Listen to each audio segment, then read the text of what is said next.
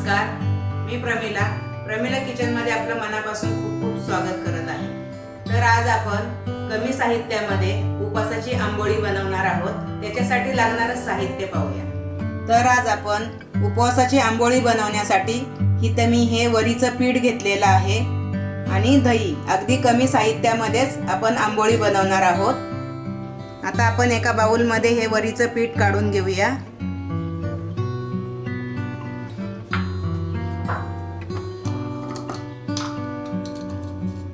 चवीनुसार मीठ घाला। तुम्हाला त्याच्यात तिखट आवडत असेल तर तुम्ही बारीक करून मिरचीचा ठेचा घातला तरीही चालेल। दही घालायचं आहे। दही खूप आंबट नकोय, हे छान फेटून घ्या। आता पहा, दह्यामध्ये सगळं पीठ भिजणार नाही म्हणून आपण वरतून थोडंसं पाणी पण घालणार आहोत।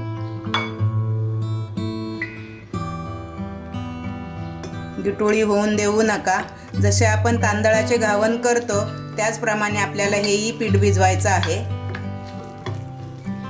पहा, आता आपलं आंबोळीचं पीठ छान मिक्स झालेलं आहे।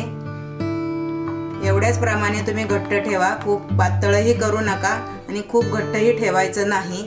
मी एकीकडे फ्राय पॅन गरम करायला ठेवलेला आहे। आता आपण फ्राय पॅनला तूप सोडणार आहोत।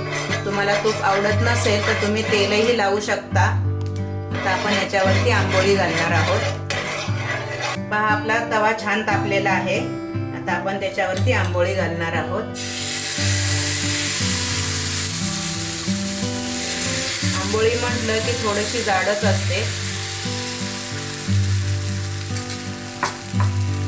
हे पहा, आता 2 मिनिटं झालेली आहेत। आपण आंबोळी पलटी करून घेणार आहोत।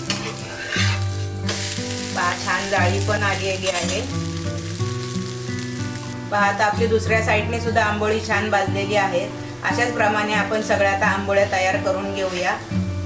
पहा, अशा प्रकारे आपल्या सगळ्या उपवासाच्या आंबोळ्या तयार झालेल्या आहेत। आता आपली खोबऱ्याची चटणी आणि आंबोळी खाण्यासाठी तयार आहे।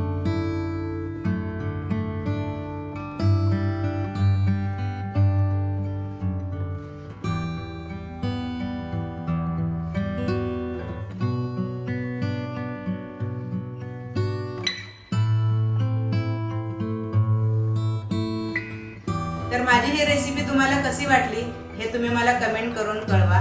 माझ्या चॅनलला लाईक करा, सबस्क्राईब करा। चला तर मग पुन्हा भेटूया नवीन रेसिपी सोबत। थँक्यू।